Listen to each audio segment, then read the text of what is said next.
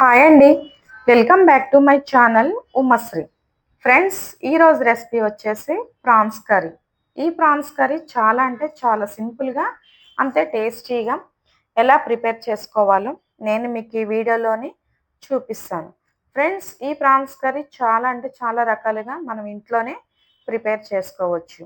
మరి ప్రాసెస్ ఏంటో చూసేద్దామా? నేను ఇక్కడ ఒక హాఫ్ కేజీ రొయ్యలను శుభ్రంగా క్లీన్ చేసి తీసుకోవాలి. ఈ రొయ్యలను క్లీన్ చేసే ముందల ఒక హాఫ్ అన్ అవర్ పాటు ఫ్రిడ్జ్‌లో ఉంచి క్లీన్ చేస్తే ఆ పైన రేకు గాని అదంతా కూడా తేలికగా వస్తుంది.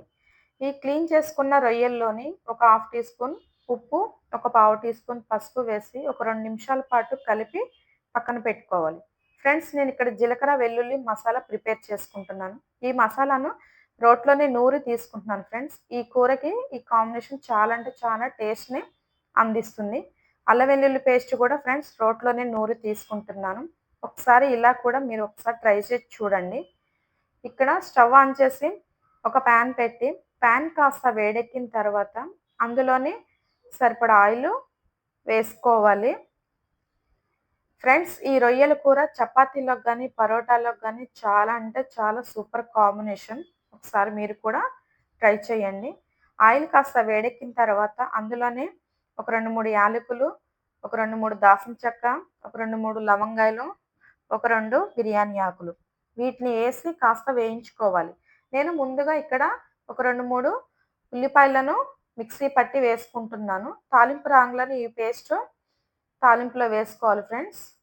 ఇది మొత్తం కూడా మంచిగా ఆయిల్‌లో వేయించుకోవాలి. ఇందులోనే ఒక 2, 3 పచ్చిమిర్చిని తుంచి వేసుకుంటున్నాను.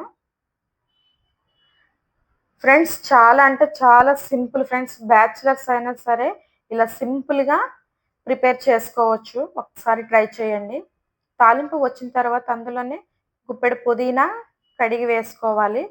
మొత్తాన్ని కూడా మంచిగా వేయించుకొని మనం ముందుగా నూరి పెట్టుకున్న అల్లం వెల్లుల్లి పేస్టు వేసుకోవాలి. ఇది కాస్త వేగిన తర్వాత అందులోనే ఒక పావు టీ స్పూన్ పసుపు. మనం ఆల్రెడీ పసుపు రొయ్యల్లో ముందుగా వేసుకున్నాం కాబట్టి ఇందులో తాలింపులో కొంచెమే వేసుకోండి ఫ్రెండ్స్. ఈ మొత్తం తాలింపు వచ్చిన తర్వాత మనం ముందుగా పక్కన పెట్టుకున్న రొయ్యలని ఈ తాలింపులోని వేసుకోవాలి. ఆ రొయ్యలు మొత్తాన్ని కూడా ఇందులో వేసుకొని ఒక 2 నిమిషాల పాటు మీడియం మంట మీద కలుపుతూ మూత పెట్టి ఉడికించుకోవాలి. ఫ్రెండ్స్, ఈ ప్రాన్స్ సీ ఫుడ్ కదా ఫ్రెండ్స్, పిల్లలకి చాలా అంటే చాలా హెల్తీ. ఇప్పుడు చికెన్ తినట్లేదు కాబట్టి ఇలా రొయ్యల్ని సింపుల్‌గా చేసి ఇంట్లో పిల్లలకి పెట్టొచ్చు. పెద్దలైనా ఇష్టంగా తింటారు. నేను ఇక్కడ 2, 3 టమాటాలని మిక్సీ పట్టి ఈ రొయ్యల్లోని వేసుకుంటున్నాను ఫ్రెండ్స్. ఈ గ్రేవీ చాలా అంటే చాలా టేస్ట్ ఉంటది ఫ్రెండ్స్. చపాతీలోకి గానీ, దోసల్లోకి గానీ, పరోటాల్లోకి గానీ, రైస్‌లోకి గానీ చాలా అంటే చాలా బావుంటది. ఇది మొత్తం కూడా మీడియం మంట మీద పెట్టి ఉడికించుకోవాలి. ఫ్రెండ్స్, మనం ముందుగా ఉప్పు వేసుకున్నాం కదా రొయ్యల్లోని, ఉప్పు చూసి వేసుకోవాలి. ఇందులోనే ఒక 2 స్పూన్లు కారము వేసి మొత్తాన్ని కూడా మంచిగా కలిపి మీడియం మంట మీద మూత పెట్టి ఉడికించుకోవాలి. ఫ్రెండ్స్, ఇక్కడ ఒక 2 స్పూన్లు ధనియాల పొడి వేసుకుంటున్నాను. ఈ ధనియాల పొడి కూడా ఫ్రెండ్స్ రోట్లోనే నూరి వేసుకోండి. లేదా మిక్సీ జార్‌లోనైనా అప్పటికప్పుడు మిక్సీ పట్టి వేసుకోండి. ఈ నాన్ వెజ్ కర్రీస్‌లల్లా అప్పటికప్పుడు పట్టి వేసుకోవడం వల్ల చాలా రుచిని అందిస్తుంది. ముందుగా నేను జీలకర్ర, 10 వెల్లుల్లి రెబ్బలను నూరి ఉంచుకున్నా కదా ఫ్రెండ్స్. ఫైనల్‌గా ఇదేసేసి ఒక 2 నిమిషాల పాటు తిప్పి ఫైనల్‌గా కాస్త ఉడికినట్టే ఫ్రెండ్స్. కాస్త కొత్తిమీర చల్లేసి స్టవ్ ఆఫ్ చేసుకోవడమే.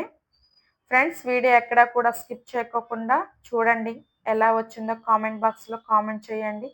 మా ఛానల్‌ని సబ్స్క్రైబ్ చేయండి, లైక్ చేయండి, షేర్ చేయండి. ఫ్రెండ్స్, మరొక వీడియోతోని మీ ముందుకొస్తాను. Thank you.